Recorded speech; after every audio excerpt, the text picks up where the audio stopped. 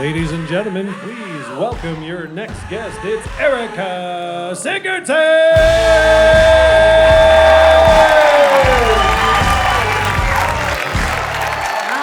Shucks. Thank you, Vancouver. Oh, how lovely. Right up front, I have to apologize if I seem a little subdued. I'm doing dry January. So life means nothing anymore. People that try to encourage you, they're like, but you must be sleeping great. And I'm like, yeah, I go to bed at 6 p.m. It's just my life. I have dinner and look out the window and think, well, there's nothing else for me.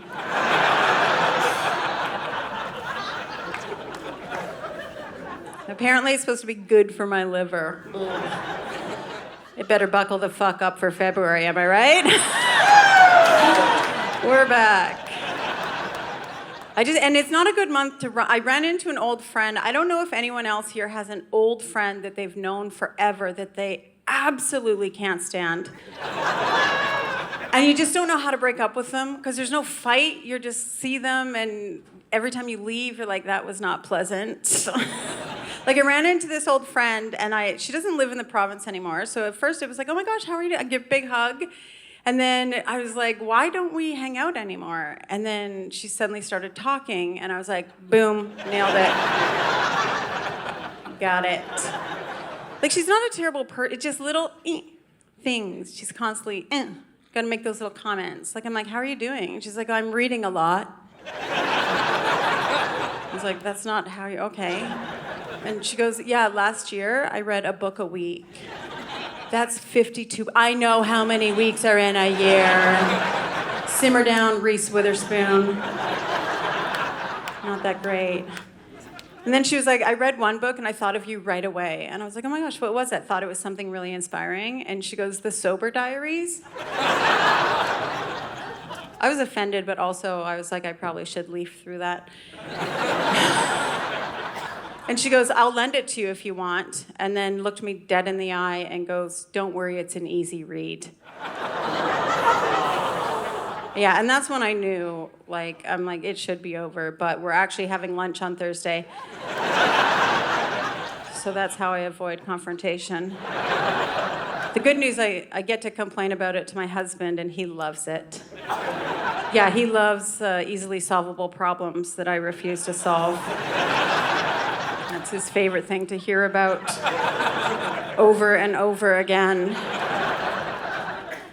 Like, I'm the town crier for for any gossip that happens in our friend group. Like, I'm like TMZ. I come in hot with news, right? That he has absolutely no desire to hear.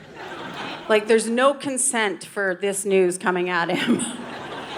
Like, we started this tour, at the beginning of the month, and I come home after the first week, and during this time, one couple in our friend group split up, like a marriage crumbled. This is hot news. I was so excited. I didn't even say I missed you. He's like, how? And I'm like, oh my God, did you hear? And he's like, what? And I'm like, did you hear they broke up? And he's like, yeah, I heard. And I was like, did you hear what happened? And he goes, no. Do you want to know what happened? I didn't wait for the answer. I just came in and I was like, she was having an emotional affair. Yeah, how many people know what an emotional affair is? Yeah? Mostly women? Mostly women? Sir, do you have any idea what an emotional affair? Or no? You're confused. You'll be playing the part of my husband in this joke.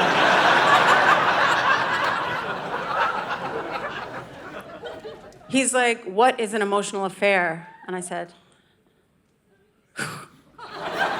well, she has a close friend of the opposite sex, and she tells him everything. Secrets, dreams, everything. And he's like,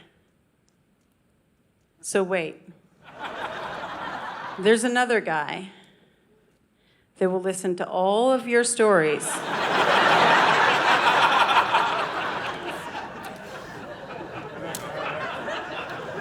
And you're not fucking them? You have my permission to have an emotional affair.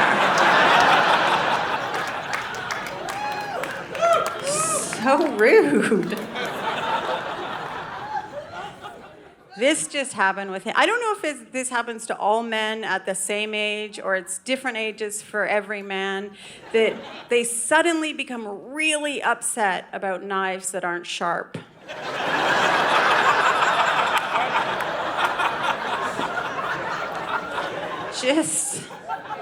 We're living our lives.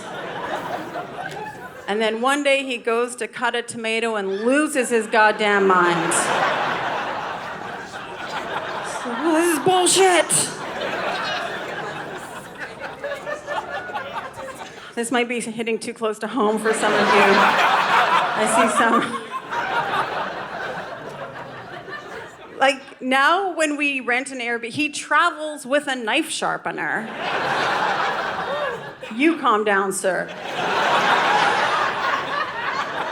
A knife sharpener and like a little stone that sharpens axe. Like, we went to Salt Spring this summer, and there's a fire ban. There's zero reason he needed to go over and look at the axe, right? But every house on a Gulf island, there's a piece of wood with an axe in it. He walks directly over to it, takes the axe out, and rubs his thumb along the top of it to see if it's... I guess if his thumb falls off, he's like, yeah, that's a sharp axe. That man should be proud of himself.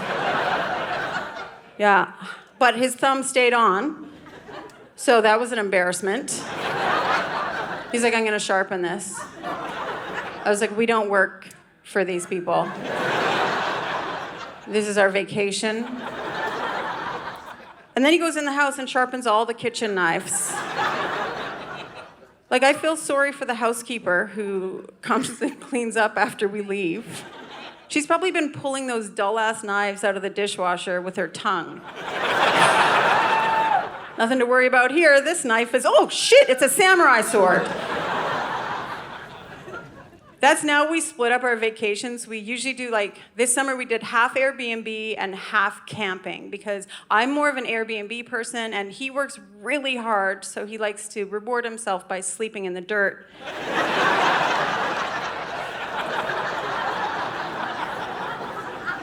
And that's marriage. So we do the Airbnb, then we go camping. Day 2 of the camping trip, he tells me he wants to go fishing the next morning. And he's like, we got to get up at like 5 a.m. That's when it's an early activity. And usually I do not like getting up that early, but I thought I had broken my back, so I was wide awake. Yeah, I was like, where do you get that little placard for your rear view? And so we get up at 5 a.m. and he's whispering. We put the boat in the water and he's like, the fish are gonna, and I'm like, they're not listening. Why are you whispering to me? The fish show up as soon as the sun comes up. Sunrise, that's when the fish will come out. And I was like, oh, because that's probably when we should have got here. Just as a planner, it's not a ferry. You don't have to be there 30 minutes early. And so we sit in the boat. The sun comes up. Fish had other plans. I don't know where they were. They were a no-show for their call time. So now we're sitting there. Another hour goes by. The whole time he's talking about this dinner, he's going to cook me fresh fish, the freshest you could get. He's like, I brought all the seasonings, baby potatoes. I got a lemon. I go, I know about the lemon. I tried to make a vodka soda last night. You yelled at me. Thought that was rude. And then by 9 a.m., we had caught 0 fish, and we just headed back. Yeah, we just headed back to the car. And we had to carry the boat above our heads. And I don't know if you've ever carried something really heavy with your spouse. It'll make you appreciate a sharp knife. Yeah. And we were 12 steps into that journey back to the truck when I suddenly got really angry about something that happened a year ago. Yeah, and that's my right as a wife. If I have to remember all the birthdays and the passwords, I'm remembering fucking everything. Yeah. Thank you for taking my side on this. So we get the boat on the truck. I'm a little quiet. He can tell something's wrong, but he's like, all that's happened is this fishing thing. I don't understand. And he's like, what's wrong? And I go, do you remember New York? He's like, the city? I'm like, our trip to New York. Last year, I looked up a restaurant I really wanted to eat at, and you refused. We got there was 8 people in line, and you refused to get in line. And you said, I don't wait for food.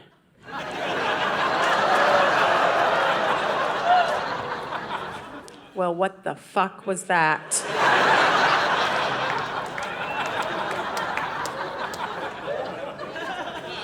And he's like, yeah, I didn't want to line up. I didn't know how long we'd be in line. I go, probably not 4 hours. Just ballpark, we're not going to stand in there for 4 hours. And that's when I just pieced it all together. That's the problem. Men hate, and not all men, but...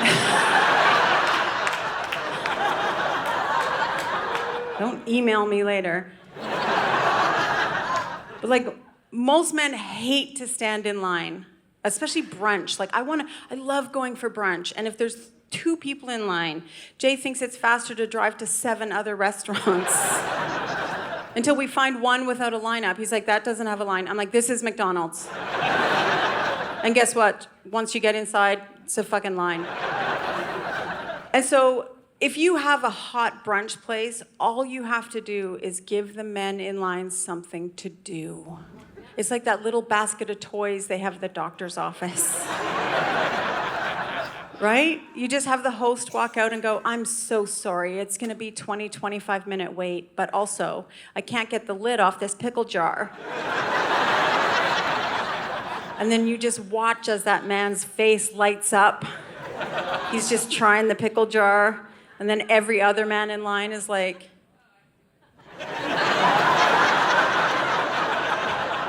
no, he hasn't got it off. What the fuck is he doing up there? Why'd she even give it to him? I work out.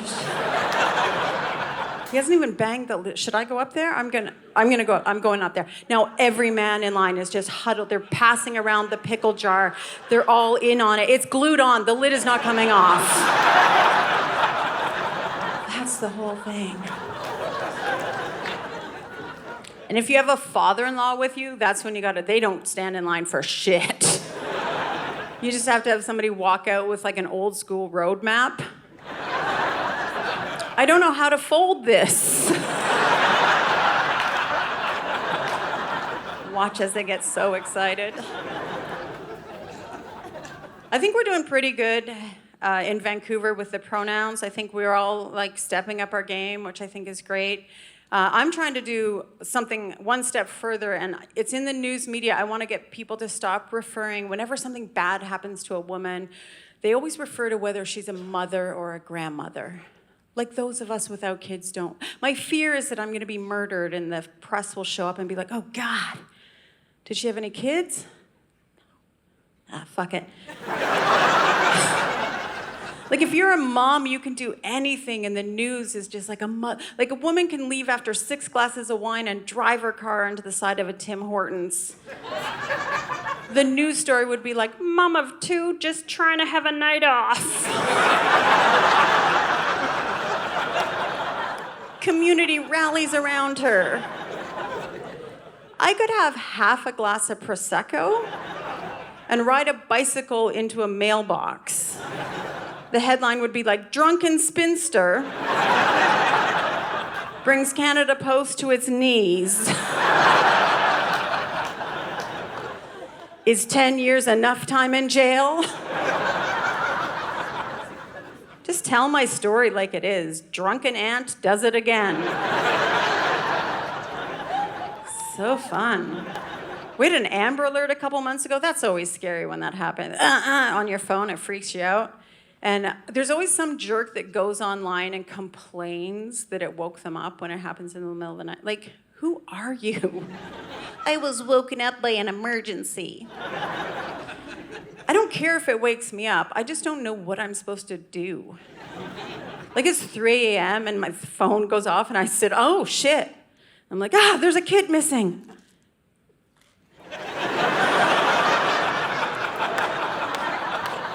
I'm just like, okay, blonde hair, blue eyes. I just look under my bed. Nope, red hair. It's terrible. It's terrible. The disturbing thing after that is how easily I go back to sleep. It's like, good luck, Brittany. I found out this year. Did you guys know that an upside-down pineapple is a secret sign you're a swinger? A few of you? Should have been more of an even number.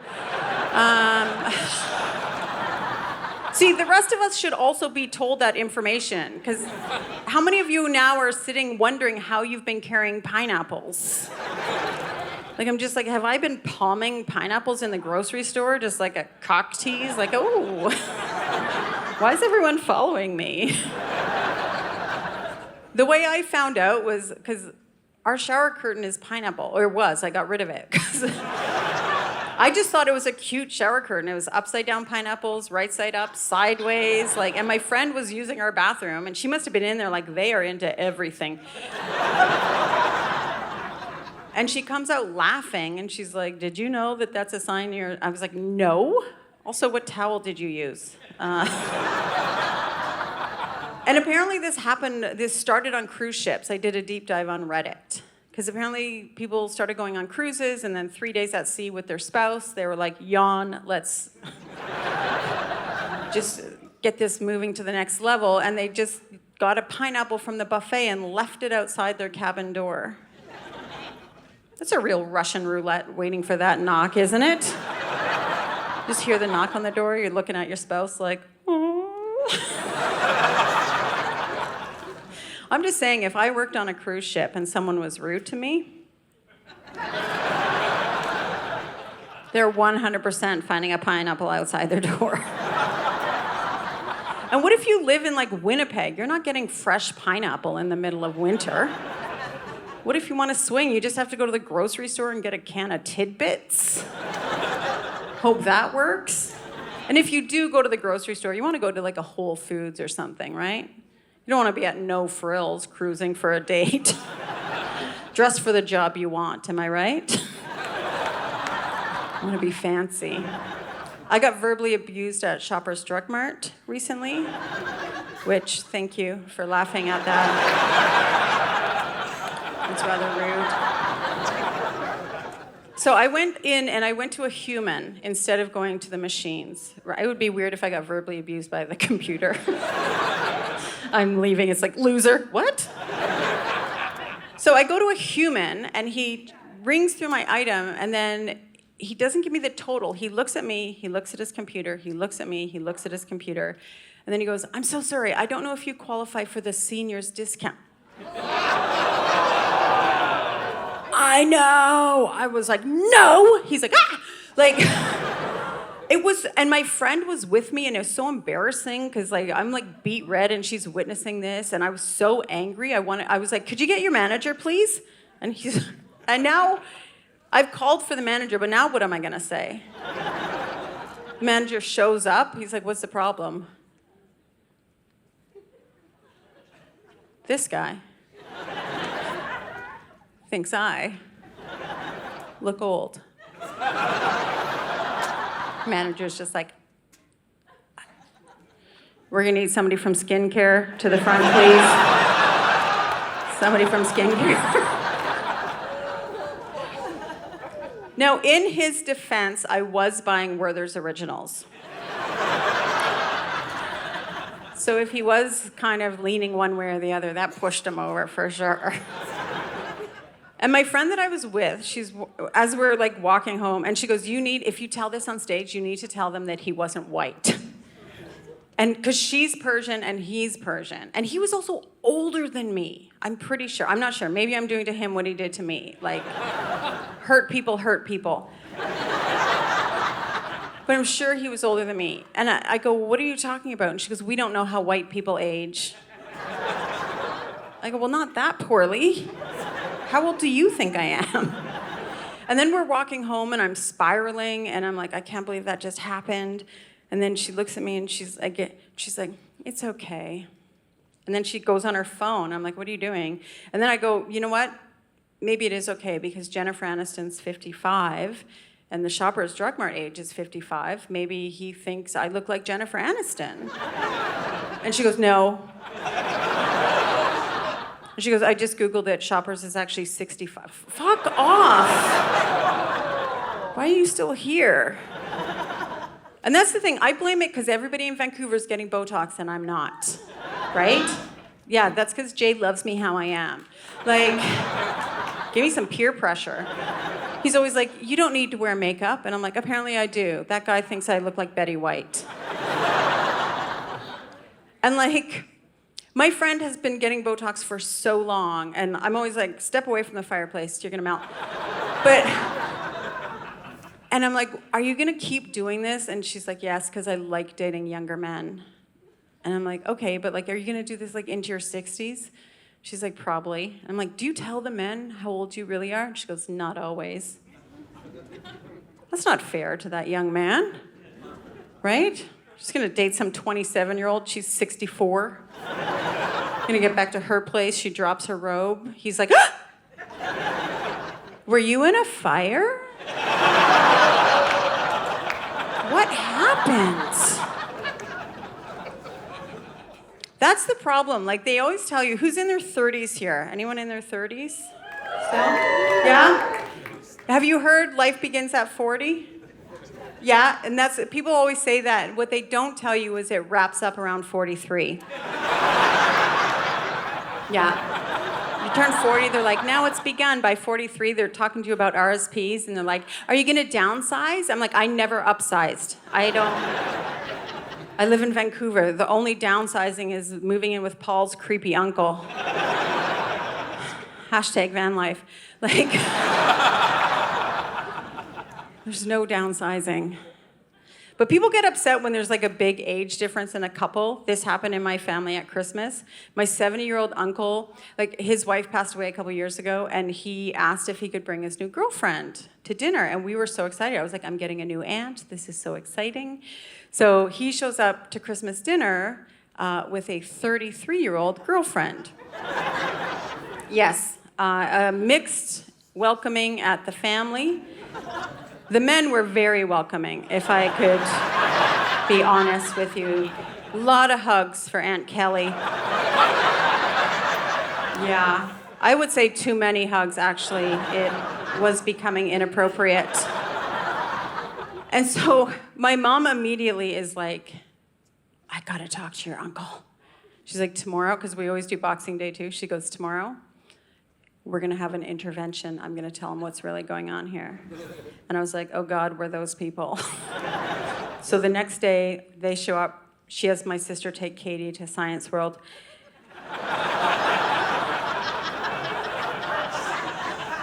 And she set up her living room like the show Intervention. And she's got her little piece of paper with her, she's written him a little letter, and then I had paper, and she said, did you write a letter? And I said, no, but I think I'm gonna get some jokes, so. She's brought a piece of foolscap with me. So he walks in and he's like, what is happening? And she goes, we have to talk to you. We love you, and you've worked so hard to become successful and make this money, and we think Katie is with you for your money. And my uncle just leans in and goes, yeah, why do you think I've been making money?